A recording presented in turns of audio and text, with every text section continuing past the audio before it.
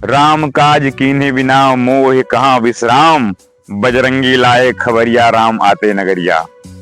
तो नमस्कार, सादर जय सिया राम। मित्रों, आज हम फिर आ गए हैं आपके समक्ष फिर कुछ अपडेट बताने के लिए। जैसा कि मित्रों, मैं अपने चैनल पर आपको लगातार बता रहा हूं, परम पूजनीय परम श्रद्धेय श्री राजन जी महाराज की कथा से रिलेटेड सारे अपडेट्स जो भी हो रहा है, हर दिवस की कथा, हर दिवस की भीड़, कथा में क्या नया रहा, क्या क्या चीज आगे होने वाला है, मैं उसके सारे अपडेट्स जो भी मुझसे बन पा रहा है मैं उसको आपको दे रहा हूं।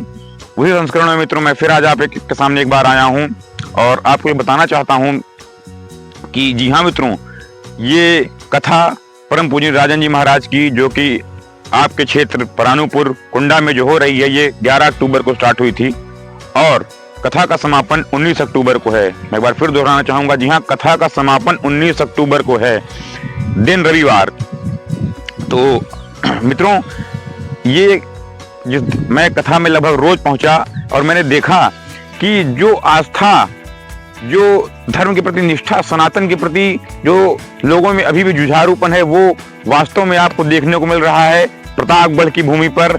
वास्तव में ये समझ में आ रहा है कि ये वही अवध क्षेत्र है जहां पर प्रभु श्री राम का ये क्षेत्र है।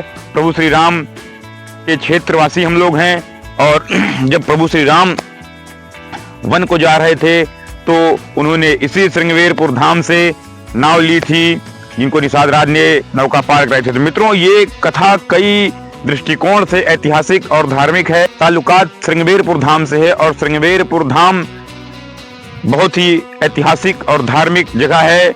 मैंने आपको बताया कि प्रभु श्री राम जो है यहीं से नाव पकड़ा उन्होंने और यहीं से गंगा नदी पार किया उन्होंने।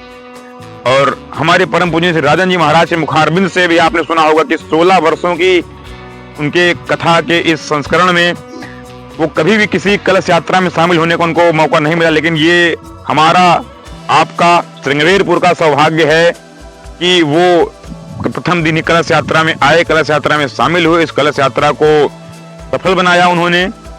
और उन्होंने एक बात ये भी कही कि इस 16 वर्षों की उनकी कथा में आज तक कभी इतना भीड़, इतनी जनमानस देखने को उनको नहीं मिला। तो ये प्रतापगढ़ वासियों का और आसपास के क्षेत्रवासी हैं और हमारे बड़े भाई आनंद पांडे जी का सौभाग्य और हमारा भी सौभाग्य है कि हमको इतने जनमानस को एक जगह एकत्रित करने का मौका मिला, इतने लोगों का आशीर्वाद मिला और परम पूज्य श्री राजन जी महाराज के अमृत कंठ से हमको संगीतमयी श्री रामचरितमानस जो है उसकी कथा सुनने का मौका मिला।